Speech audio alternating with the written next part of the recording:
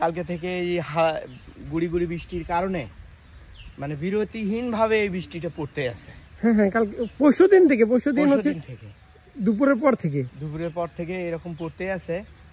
আর রাত্রে বাতাসও হয়েছে প্রচুর বাতাস, যার কারণে আমাদের এই বাঁধ ঝাড়টা পুরোটাই একবার শিকড় থেকে উল্টে পড়ে গেছে। একটু ভালো করে দেখালে সবাই বুঝতে পারবে। এই দেখেন কি অবস্থা, একদম হোল হয়ে গেছে, ভিতরটা একদম গর্ত হয়ে গেছে। দেখেন ভিতর থেকে একদম উপড়ে গেছে। এটা আর হবে না মামা?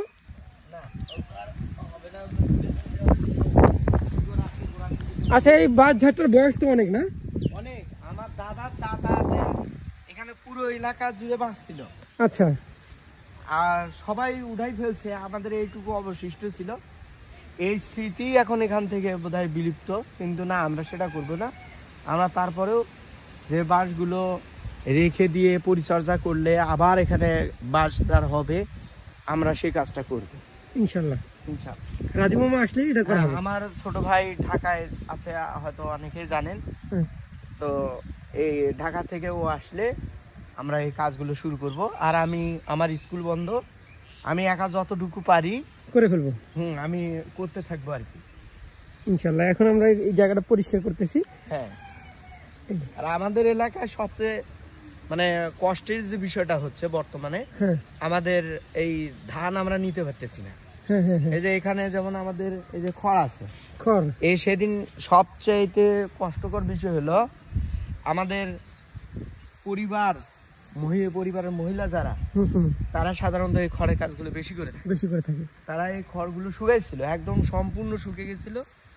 কিন্তু বৃষ্টি তাৎক্ষণিকভাবে এমন বৃষ্টিটা হলো যে মানে মেঘ ছাড়া বৃষ্টি হঠাৎ করে আমাদের এলাকায় প্রায় অনেকের খড় ধান সব ভিজে গেছে, আমাদের ছাদের ধানগুলো ভিজে গেছে। হ্যাঁ, এবং এমনকি এই খড় এবং ধান ভেজার কারণে আমি দেখেছি, আমি স্কুল থেকে তখন চলে আসি, দেখতে পেয়েছি যে আমাদের অনেক মহিলা যারা এই কষ্ট করে খড়গুলো শুকাইছে, ধানগুলো শুকাইছে, তারা খুব কান্না করতেছে যে এটা কি হলো, অনেক কষ্টের বিষয়। তো আমাদের বর্তমানে এখনো আমরা সমস্যায় আছি যে আমাদের এই ধানগুলো, এই যে মাথায় এখনো অনেক ধান আছে। এই ধানগুলো, এগুলোকে বলা হয় 29 আসে।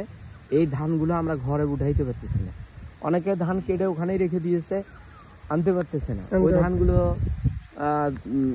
যেটা বলে গাছ হবে, ওই ধানগুলো থেকে ওখানে গাছ হবে, ধানগুলো নেওয়া খুবই কষ্ট বর্তমানে এটা। এবং এই যে বর্তমান যে কষ্টটা শুরু হলো, এটা যে কখন লাঘব হবে আমরা বলতে পারি না। তো সবাই দোয়া করবেন, আমরা যেন দ্রুত আল্লাহ যেন আমাদের এই কষ্ট থেকে পরিত্রাণ করে। ধন্যবাদ।